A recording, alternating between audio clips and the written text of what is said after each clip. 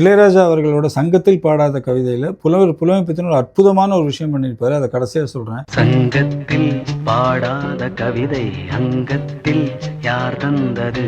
அந்த பாட்டோட இந்த வெர்ஷன்லாம் நீங்க கேட்டிருக்கீங்களா? அதுக்கு முதல்ல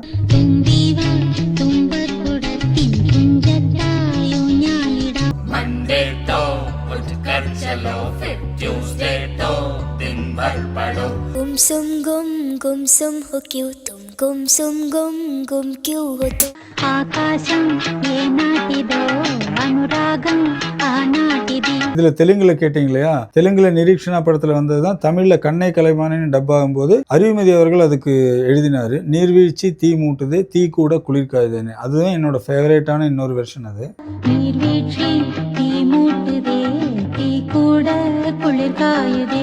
2004 ராஜா சார் இட்டாலி டூர் போயிருக்கும்போது மூட் காப்பி அப்படின்னு சொல்லிட்டு அந்த டூர்ல அவர் வாசிச்சாரு. அது ஆல்பமாவும் வந்தது. அதுலயும் இன்ஸ்ட்ருமெண்டலா இந்த பாட்டை வாசிச்சாரு.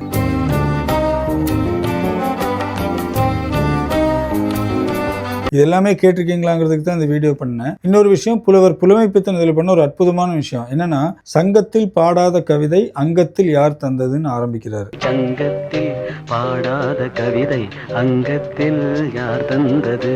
சங்கத்தமிழ்ல சொல்லாத ஒரு கவிதையா நீ இருக்கியன்னு சொல்லி அந்த அளவுக்கு சங்கத்தமிழ்ல சொல்லாத விஷயங்களே இல்லைன்னு சொல்லுவாங்க இல்லையா? அந்த அளவுக்கு பெருமை வாய்ந்தது சங்கத்தமிழ். அவ்வளவு பழமை வாய்ந்தது, பெருமை வாய்ந்தது அப்படின்னு சொல்லிட்டு அதை சொல்லும்போது பல்லாயிரம் வருஷத்துக்கு முன்னாடியே சங்கத்தில் எல்லாமே பாடியிருக்காங்கிற ஒரு பெருமை தான் அந்த வரியில் வருது. ஸோ அப்படி சொல்லும்போது வடிவேல் ஒரு படத்தில் கேட்பார் இல்லையா, நான் கூட புதுசோன்னு நினைச்சேன் அப்படிங்கிற மாதிரி தமிழை யாராவது ரொம்ப பழைய மொழி அப்படின்னு பேசிடக்கூடாது அப்படிங்கிறதுக்காக இந்த பல்லவி முடியும் போது ஒரு வார்த்தை சேர்த்திருப்பாரு. காலத்தால் மூவாத உயர் தமிழ் சங்கத்தில், காலத்தால் மூவாத உயர் தமிழ் சங்கத்தில்னு சேர்த்திருப்பாரு. அதாவது மூவாதன்னா மூப்பெய்தாத, வயசே ஆகாத, எத்தனை காலம் ஆனாலும் வயசாகாம இளமையாவே இருக்கிற எங்களோட தமிழ் சங்கத்தில் பாடாத கவிதை அப்படின்னு சொல்லிட்டு.